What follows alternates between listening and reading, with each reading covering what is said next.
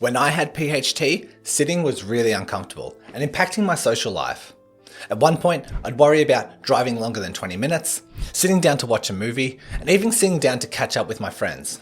But as bad as I thought mine was, didn't compare to my more severe clients who couldn't drive for 5 minutes to work or even sit down to have dinner with their family. This is when proximal hamstring tendinopathy goes beyond a running or gym goer injury and has more serious impacts on day-to-day life.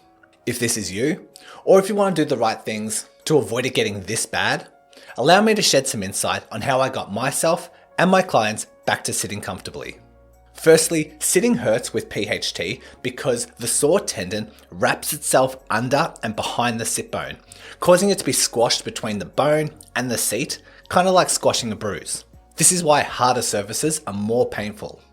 We call this compression, which also occurs to the tendon when doing certain hinging exercises. So the goal of rehab and the return to pain-free sitting is to eventually retrain the tendon to tolerate more of this compression.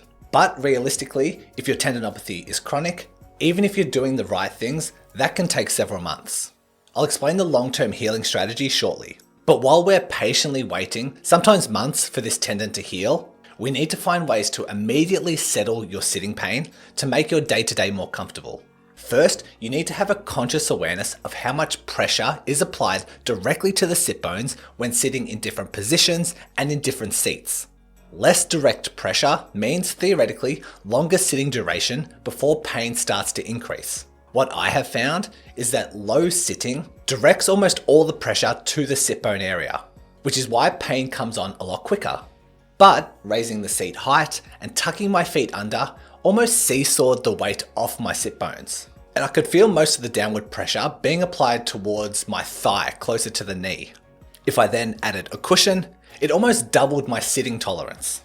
I have had clients use specialized pillows like circular cutouts or egg crate foam and seen various success. So up to you if you want to give these options a try.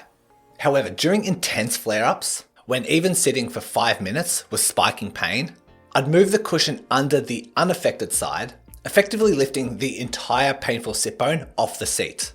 However, I was conscious to keep this to a minimum because I didn't want to slouch one way and end up with back pain.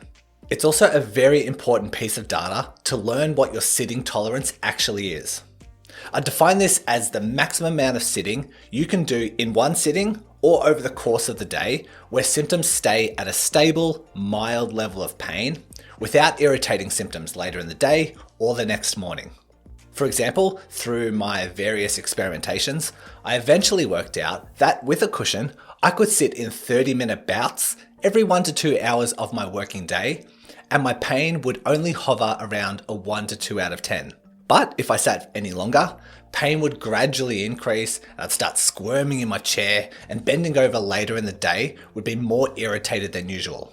With this knowledge, throughout my workday, I would rotate between 30 minutes of sitting, 20 minutes of standing, and 20 minutes of kneeling as a way to distribute the load and keep pain levels within acceptable limits. This is where sit-stand desks or frequent walk breaks can become handy.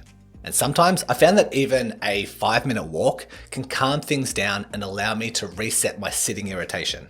If you do have the luxury of a sit-stand desk, I do caution you about standing for long periods, because I have had clients make this mistake and end up with low back pain or plantar fasciitis. I tried to control these parameters as much as possible, but also accepted that day-to-day life isn't always 100% predictable. So if I had to drive longer than I could tolerate or catch up with friends on a chair with a harder surface, I do what I can with my sitting position while also accepting that some things are out of my control. But the more I controlled the controllables, the more I started to see improvements.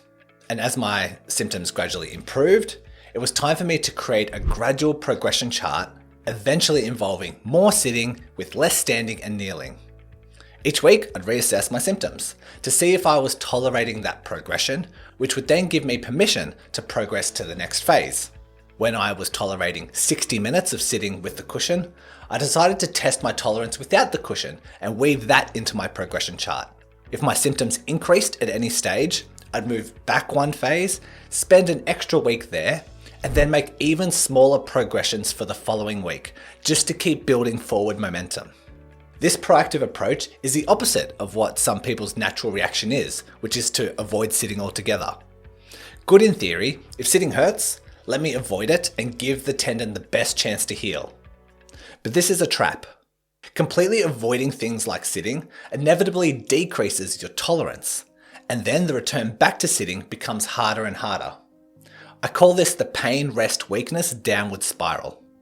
For example, let's just say I can tolerate 30 minutes of sitting, but decide to spend all of my time just standing, walking, kneeling, and lying down. A few weeks later, I notice that even my 20-minute drive to work starts to become annoying. So I catch public transport to work and stand on the train. And another few weeks go by, and now even sitting for 5 minutes is painful. You can see how this pain, rest, weakness downward spiral can lead you into trouble. Avoid this by finding your level of tolerance, and at the very least, preserve the tolerance you already have. And when you feel ready, create your own progression chart and proactively build up your tolerance. But in addition to increasing your tolerance through gradual sitting progressions, you can also increase it with specific strengthening exercises. But before I talk about the exercises you can do, I have 3 questions I want you to answer. Question number 1, are you fearful or anxious when sitting? Question number 2, has your sitting pain significantly impacted your social life? And question number 3, are you constantly monitoring your pain levels when sitting, even searching for pain before it starts to creep in? If you answered yes to any of these questions, your rehab will have to go beyond a sit-stand strategy and assigning the right exercises. Because odds are you have some degree of what we call hypervigilance. This is a heightened state of alertness where your brain constantly monitors the body for potential threat or pain. With PHT, this can happen during sitting, when someone becomes highly focused on sensations around the sit bone, repeatedly checking in for the pain. This increased attention actually rewires your nervous system and can amplify otherwise mild sensations, leading to increased pain levels, making sitting more threatening or painful. With this knowledge, it's not a surprise that research links hypervigilance to pain severity, day-to-day disability, and the likelihood of the condition becoming chronic, despite the level of tissue damage. And more pain leads to more hypervigilance, which leads to more pain, which leads to more hypervigilance, creating this feed-forward cycle to the point where the right rehab exercises stop working. So if you identify with this, you need to recognize that in order to build an effective rehab plan, you need to factor in your emotions and thought patterns on top of these sitting progressions and exercise progressions.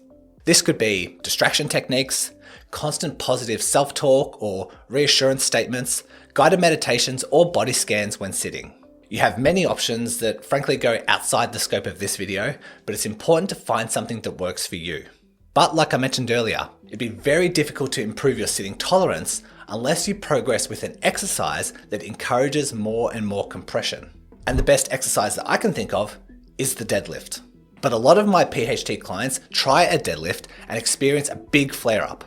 So I created this video to teach you how to start and progress your deadlifts safely without risking a flare-up.